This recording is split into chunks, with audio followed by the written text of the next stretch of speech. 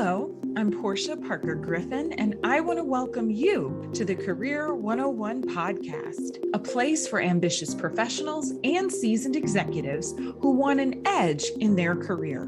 We're talking about all of the things you were never taught or told when it comes to career growth, development, and change. Now, let's get into it.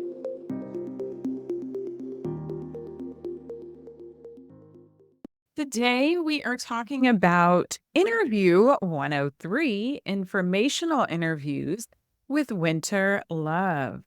Wynter Love is our Career Services Manager and Lead Interview Coach. She is a current member of the Professional Association of Resume Writers and Career Coaches and a previous member of the National Resume Writers Association. In addition, Wynter holds certificates in Human Resources Management, motivational interviewing, mediation, and teaching with technology and distance learning. She has 15 years of experience in employment consulting and transition coaching. Wynter attained a Bachelor of Family and Consumer Science from the University of Georgia and a Master of Education with a concentration in Adult Education and Training from Colorado State University. Hi, Wynter. How are you today? Hello. It sounds like I was very busy. Oh my goodness. I'm doing well. How are you? You have been very busy, and we're going to talk about that. I'm excited to have you with us, as I'm always excited when you are, I guess you could be considered a co-host or our favorite recurring guest, to take your pick, of the Career 101 podcast. So for anyone listening, and this is your first episode that you are meeting Wynter, I should say, check her out. Check out some of our previous episodes. In episode 2, Resumes 101, the basics and what your resume should look like. We go deep into Wynter's background. So if you want more information about her, check out that episode. And Wynter and I also talked about interviewing before on the podcast during episodes 12 and 47. So if you haven't listened to those episodes, please check them out. But today, we're going to jump in and talk about informational interviewing. Wynter, what is an informational interview? An informational interview is honestly one of my favorite types of interviews. The constraints are loosened, right? Informational interview is the opportunity to talk to people about their jobs and ask them about advice. You can learn more about the realities of working in a particular field, or you can even discover careers that you never knew existed. So we're really looking for our career changers, our entry-level professionals, usually have these type of informational interviews. I feel like that's a tongue twister. I feel like you set me up. We're here to create the title of this. But really, there's an opportunity to ask those candid questions, of course, still professionally, about the industry and your career goals. Yes. Informational interviews are a great way to just learn, like you were saying, learn more about a field, an industry, a specific role or job title. Also, you can use an informational interview to learn more about a specific company or an organization. I like to think of informational interviews as fact-finding missions. And times where you can dig for more information and more details and really just learn from someone else's perspective, someone who's been on the inside, been in that position, that role, that company, just learn from them as opposed to just reading about something or making assumptions. Yeah, you can get like live insights, live trends on what's going on and what they're expecting. And maybe there's a new role that's been emerging over the next couple of years. Obviously, next couple of months, depending if it's in tech or even in project management. And that can give you a leverage in your career and the different type of certifications that you get as well. Yeah. So I think we've touched on this, but to maybe flesh it out a little bit more, Wynter, for people who are not familiar with informational interviews, how is an informational interview different than a standard interview? Yeah, the standard interview, you can go in and it's more you're answering questions for the employer. So they have their set of questions and they want you to pitch yourself and how you would fit into the role. The informational interview is a little bit different in regards that you're still offering that information, but you are in control of the conversation as well. So you can assess if the company is a fit for you, if the role is a fit for you, if the training is a fit for you. You can just get into the minutia of all of the intricacies of the company and the role. Whereas during a standard interview, you don't really have that freedom of that conversation. You can ask questions, of course, at the end, but that still is constrained within time frames, or even the person that you're having a conversation with. Yes, yes. You make a great point. From the perspective, I think, of a lot of job seekers, the informational interview is different because they're really asking more of the questions as opposed to answering the questions. So they can be more of the interviewer if they're the job seeker or the career changer, as opposed to being the interviewee. With the standard interview, there's usually a recruiter or a hiring manager asking them the question. So it's turning the tables in that informational interview. Yeah, definitely. And then in certain companies, if they've standardized the job search process, then those questions are the same questions that they ask everyone. So at certain times, a hiring manager, even your direct manager, may be in the room, but they have no control over the questions that are being asked or the information that they can give you. So, Winter, why do you think informational interviews are important? I think they definitely help you expand your network. They force you to talk to people, right? You have to really get to know someone to have that conversation and to really get the different details and the nuances of the role. You can explore different career options without going to Google. And sometimes that can be all the difference. Reading about a technical project manager may not sound as interesting as hearing about it from the perspective of someone who is working in line with those roles.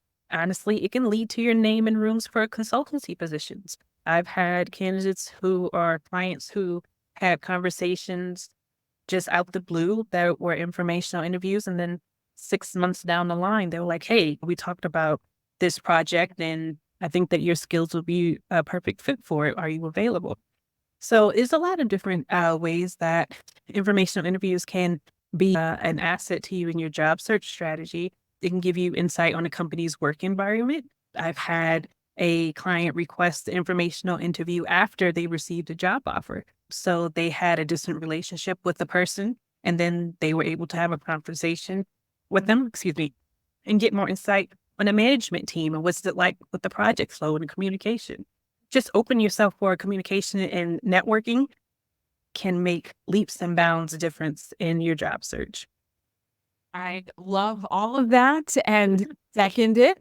From your perspective, who are the best people to have an informational interview with? The best people, immediately my brain said seasoned professionals. I know a lot of people hate that term seasoned, but let me explain. Someone who has been in a management position, who has seen both sides of the fields, who've had those strategy conversations, but also those hands-on execution conversations, that those are the people that you want to talk to. I know sometimes asking a manager and executive in your current position or in your company can be uncomfortable because you don't want to rock the boat, or you don't want to, you just don't want to be in that uncomfortable position. Give me some insights. But a lot of times you can reach out to your alumni network, or if there's a professional association that you have access to, those are inherently created by design to encourage networking and encourage that mentorship. So yeah, definitely look for the people who have been doing it for a while, especially if they came in doing it, right? The people who came in as the entry level system administration, but now that they're the director. Those are the people you want to see. What are the insights that they have? Yes, I definitely agree. I think the more experienced professionals can be great to have informational interviews with. That being said, if you can only secure an informational interview with someone who maybe is newer to the role or has been in a position for less than a few years, you can still get great insights from that Mhm. person as well. But it might be just one perspective as opposed to what Winter was mentioning before, someone who's in management or who's been in a role a long time. They could have multiple perspectives to the role that you're interested in or the company that you're interested in and sharing that with you. In addition to what Wynter mentioned about fellow alumni from your university, people in your professional associations that you network with, also think about your LinkedIn network. Um, Mhm. Sometimes LinkedIn has a lot of great filters, ways that you can search. So we know that you can search first degree connections, people that you're directly connected with. But I think it's also great to target those second degree connections. So people who you have connections in common with that you don't already necessarily know. It's a warmer conversation because you have connections in common or people that you know in common, and you can meet someone brand new. Keep LinkedIn in mind as well in terms of where to find those people. Yeah, definitely. Wynter, how can someone prepare for an informational interview? Although the informational interviews are relaxed, you want to have those opportunities for spontaneous conversation and discussion, right? They still need to be focused and organized because you don't want to waste anyone's time. So I would say don't hesitate to seek for advice. So make sure that you have your questions ready. If you know that you're going to have 20 to 30 minutes to have a conversation with them, prioritize what you want to talk about and what you want to know, but also make sure that it doesn't feel like an excursion where you're picking their brain and there's just like no room for breathing. So just do what you need to do to be comfortable and relax, but make sure that you are focused and organized.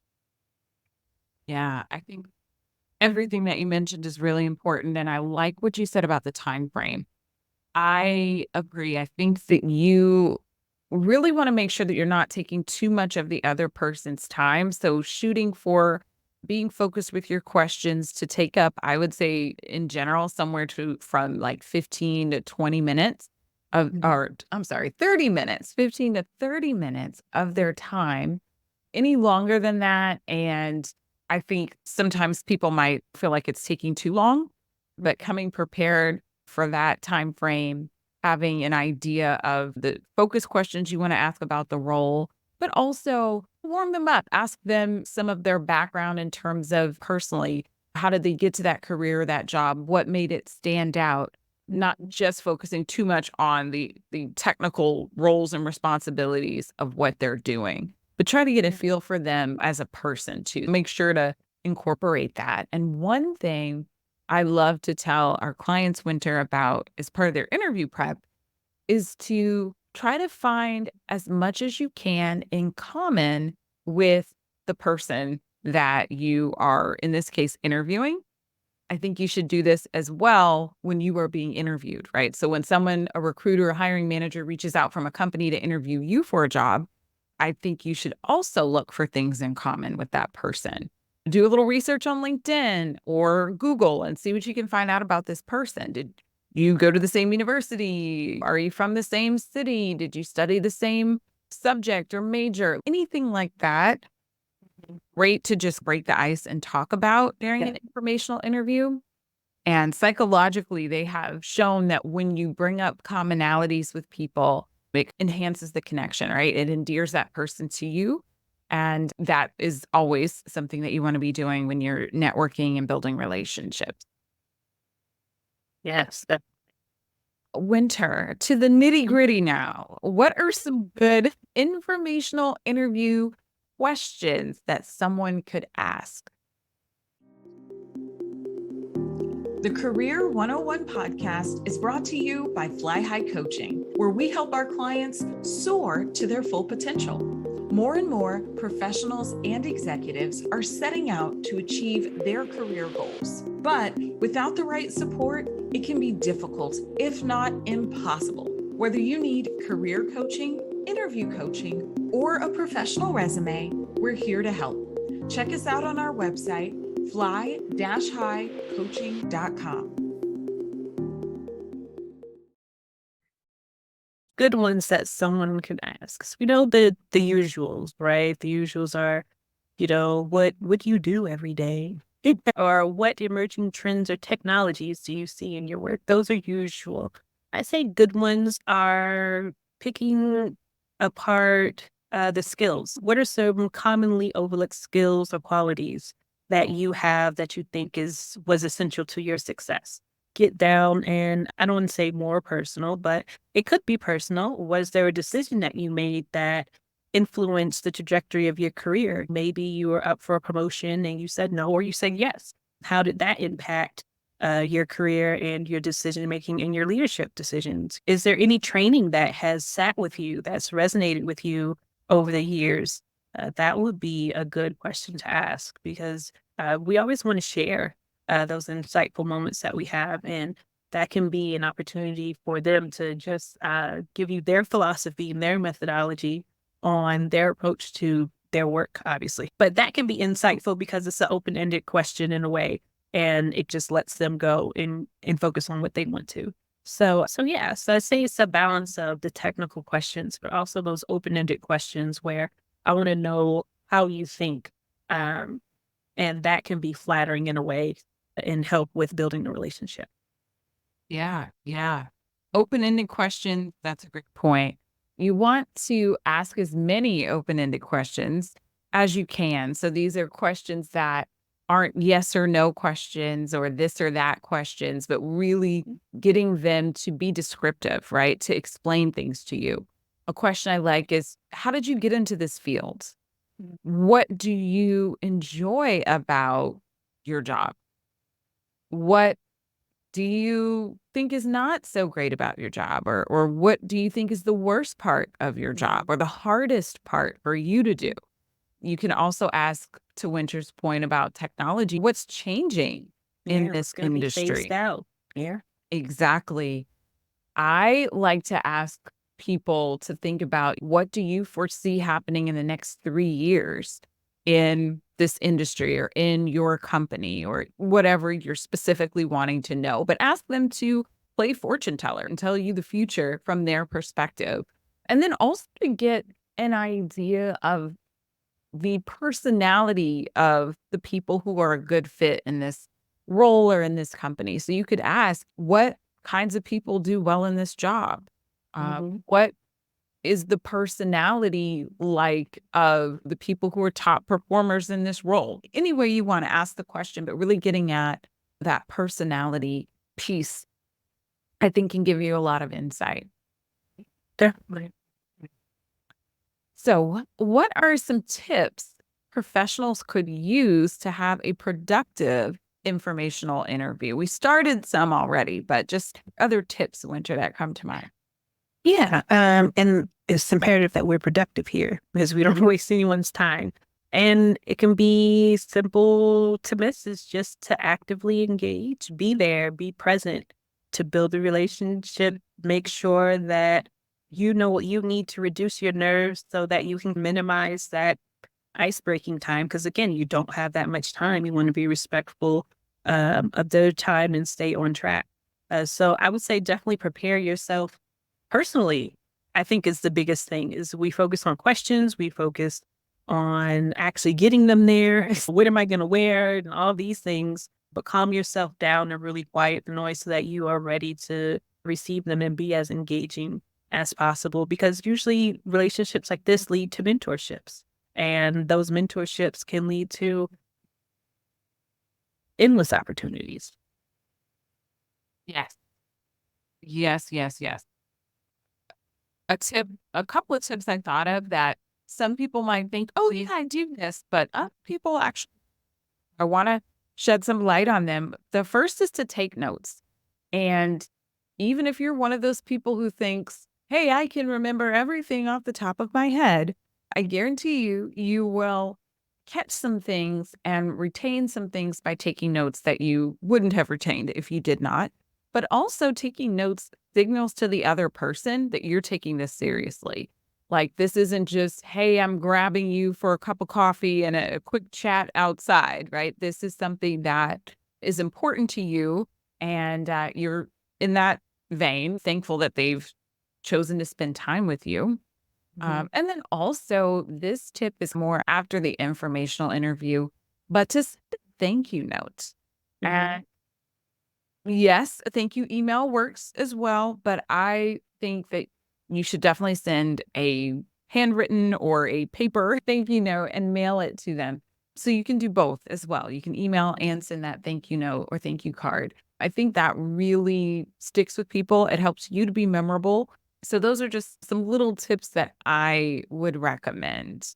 And let me jump on that because you said paper when you're taking notes. Make sure that you have a pad and paper. You're not taking notes in your phone because that can be perceived as rude in certain environments and depending on the person that you're speaking to. Yeah, you're right. Being present.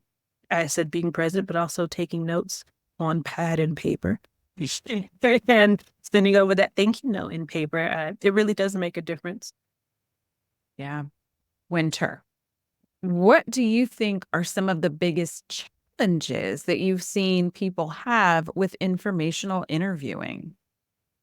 I think the biggest challenge is getting one. I think getting over the nerves of asking someone to have the conversation, to send that message on LinkedIn or via email, if you were able to capture their contact information, you, because it's unknown, you don't know if they'll say yes or no. You don't know what they know. You don't know if they have time, but it's definitely necessary to network and get different perspectives. And like I said, it would be the beginning of mentorships. Once you are able to secure the informational interview and you're prepared with your questions, just be ready. I didn't want to say it, but sometimes don't order lunch. You got a plate of spaghetti in front of you. Now what? You know what I mean? So it's little things like be mindful of your environment and where you are setting the meeting. A coffee shop is one thing, but a full on brunch at Olive Garden may not be the best choice. The challenges are like with those little decisions is I want to be impactful and I want to be helpful and I don't want to be a nuisance to you. So let's do it during lunch, right? But just be careful if you do make that decision not to have a rack of ribs. Yeah, and it's funny that you mentioned that, Winter, because way back in our episode, very early episode on interviewing 101, we talked about should you eat or not at a networking event. Okay. Our guest was of the belief that you should not for that reason. You can be focused on the other people. So eat before the event, after the event.